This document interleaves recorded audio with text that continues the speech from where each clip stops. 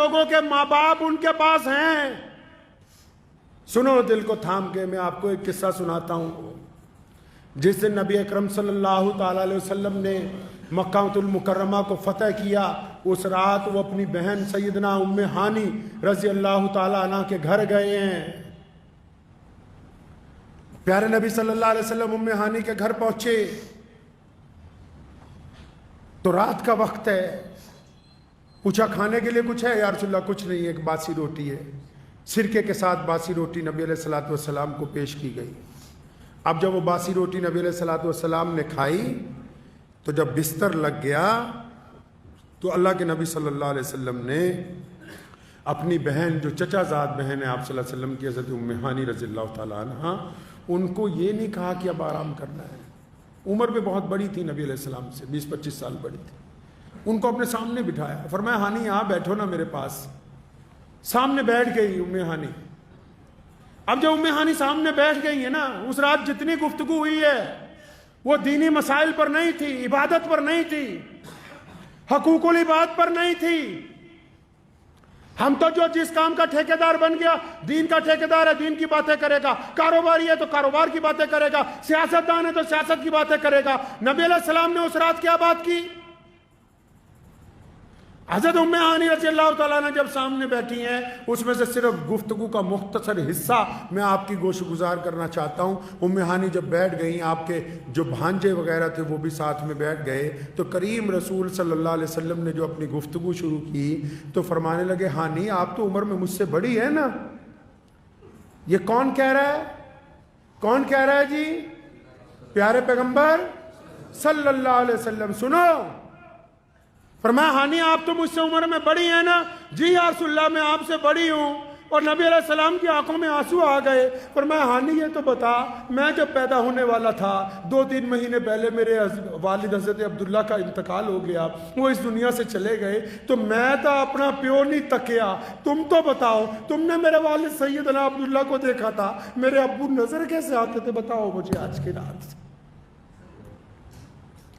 فرمایا بتاؤ صحیح، ان کا چہرہ کیسا تھا، ان کے خد و خال کیسے تھے، بولتے کیسے تھے، چلتے کیسے تھے. اور ام ہانی نے پھر سیدنا عبداللہ کی عظمت بیان کی ہے، اور ان کی شرافت بیان کی ہے، ان کا قد و کاٹ بیان کیا، ان کی خوبصورتی بیان کی. نبی علیہ السلام اپنے والد کو یاد کرتے اور آپ صلی اللہ علیہ وسلم آپ دیدہ ہو جاتے ہیں کہ میں نے اپنے باپ کو نہیں دیکھا. بہت سارے لوگ مدینے جاتے ہیں، اللہ تعالیٰ آپ سب کو بھی لے جائے کہ یہاں، لیکن بتھیروں کو نہیں پتا ہوگا. میرے آقا صلی اللہ علیہ وسلم 6 سال کی عمر میں بھی مدینہ گئے تھے. میرے آقا صلی اللہ علیہ وسلم 6 سال کی عمر میں مدینہ گئے تھے. تو مدینہ کیا کرنے گئے تھے بھائی؟ مدینہ کیا کرنے گئے تھے؟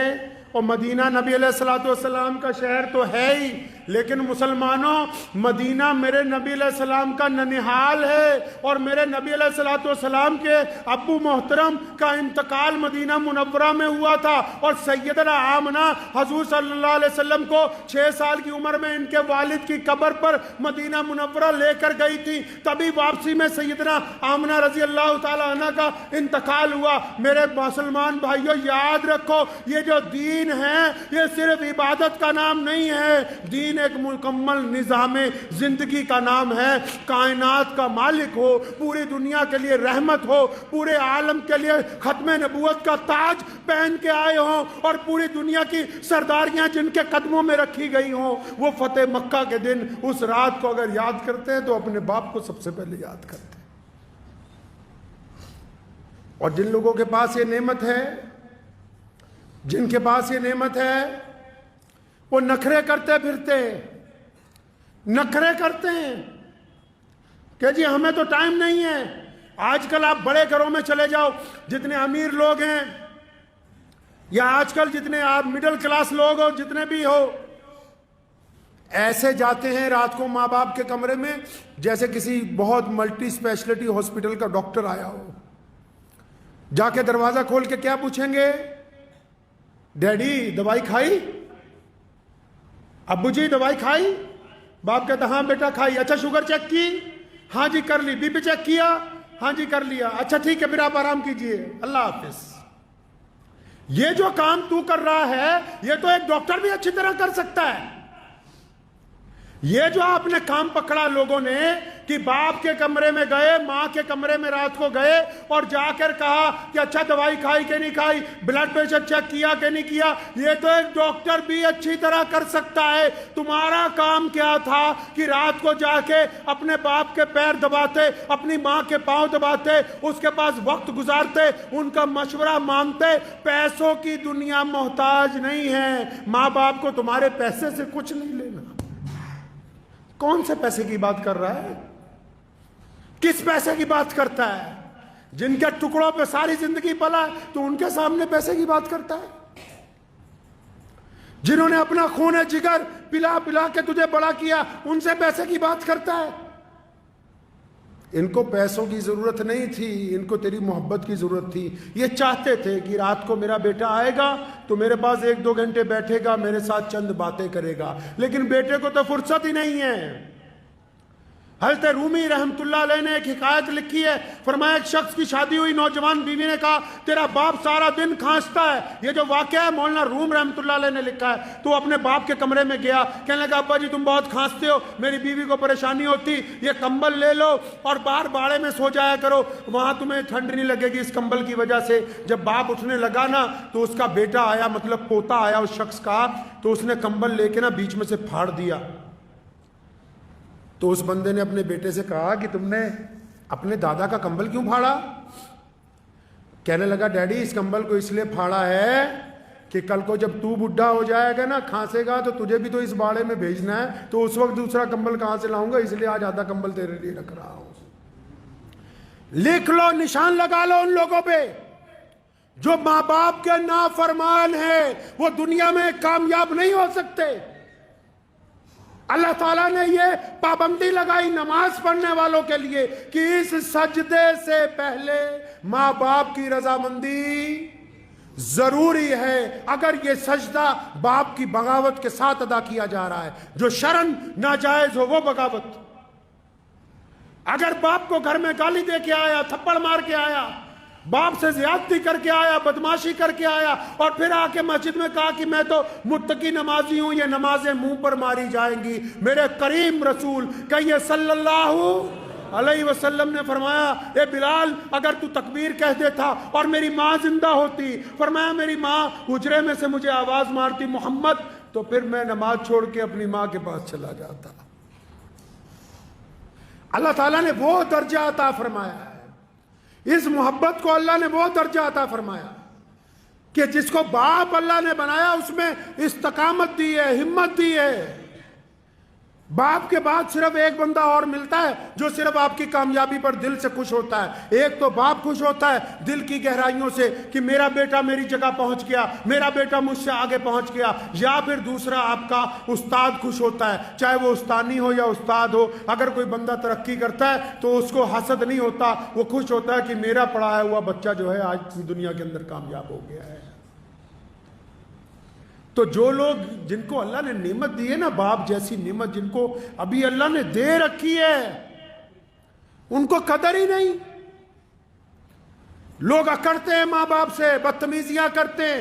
امام غزالی رحمت اللہ علیہ نے لکھا ہے، فرمایا ایک دن رات کو نا میں تفسیر لکھ رہا تھا قرآن پاک کی، اور میرا چھوٹا بھائی جو ہے نا، ان کا جو چھوٹا بھائی تھا وہ بھی بہت اپنے دور کا پہنچا ہوا عالم تھا، لیکن بھائیوں میں کبھی اتنی زیادہ نہیں بنی۔ تو وہ جو چھوٹا بھائی ہے یہ ساری رات قرآن پاک کی تفسیر لکھتے رہے، وہ ساری رات اماں جی کے پاؤں دباتا رہا، ابو کے پاؤں دباتا رہا۔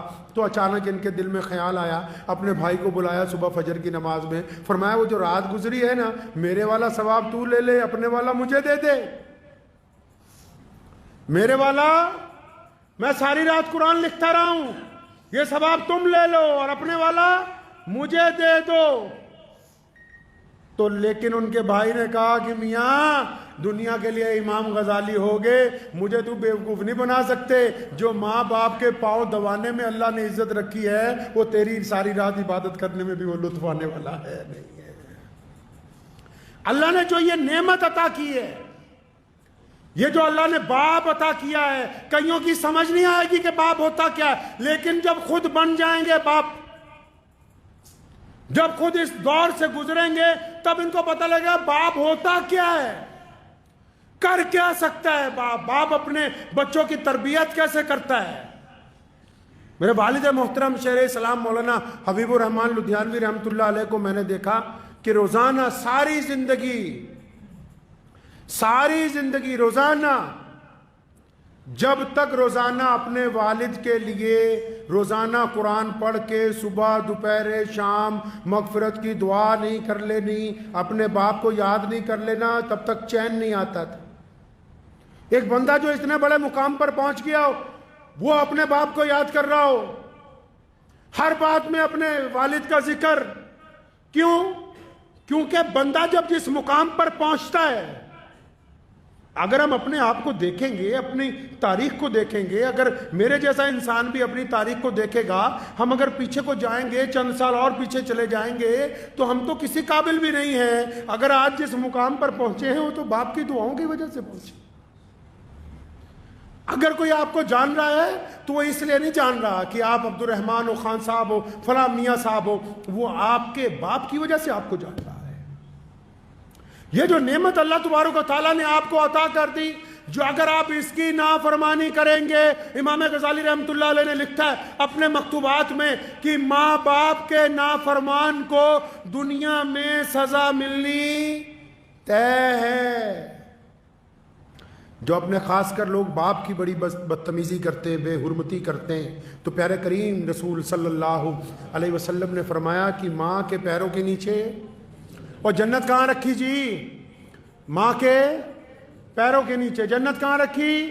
اور بولو جنت کہاں رکھی؟ ماں کے پیروں کے نیچے۔ جنت ماں کے پیروں کے نیچے، سارا سرمایہ ماں کے پیروں کے نیچے۔ اور قربان جاؤں محمد الرسول اللہ صلی اللہ علیہ وسلم پر، ایک لفظ میں ہی ساری بات مکمل کر دی۔ فرمایا جنت ماں کے قدموں کے تلے ہے، لیکن باپ جنت کا دروازہ ہے۔ اب تیری مرضی ہے اسے کھول کے رکھ، تیری مرضی ہے اس کو بند کر دے۔ تو باپ جنت کا دروازہ ہے۔ جن کو اللہ نے یہ نعمت دی ہے وہ اس کی قدر کریں گے۔ اگر ماں باپ کے لیے، چار لوگوں کے لیے کہا نا کہ ان کی دعا رد نہیں ہو سکتی، ان چاروں میں دوسرے نمبر پہ کون ہے؟ نبی علیہ السلام نے فرمایا کہ جب کوئی باپ اور جب کوئی ماں اپنی اولاد کے لیے ہاتھ اٹھاتا ہے، بھائی جب کوئی ماں باپ اپنی اولاد کے لیے ہاتھ اٹھاتے ہیں تو اللہ ان کو خالی نہیں لوٹاتے ان ہاتھوں کو۔ تو جن لوگوں نے ماں باپ کی ناقدری کی ہے وہ جتنا مرضی زور لگاتے رہے۔ بہت سارے لوگ نا کامیابی کا نسخہ پوچھنا چاہتے ہیں۔ اکثر لوگ ذکر کرتے ہیں کہ ہم نے بڑا آدمی بننا ہے، ہماری زندگی کا تجربہ تو بس اتنا ہی کہتا ہے۔ زندگی کا تجربہ یہ کہتا ہے آپ اپنے باپ کو بادشاہ بنا کے رکھیں، دنیا کی کوئی طاقت آپ کو شہزادہ بننے سے روک نہیں سکتی ہے۔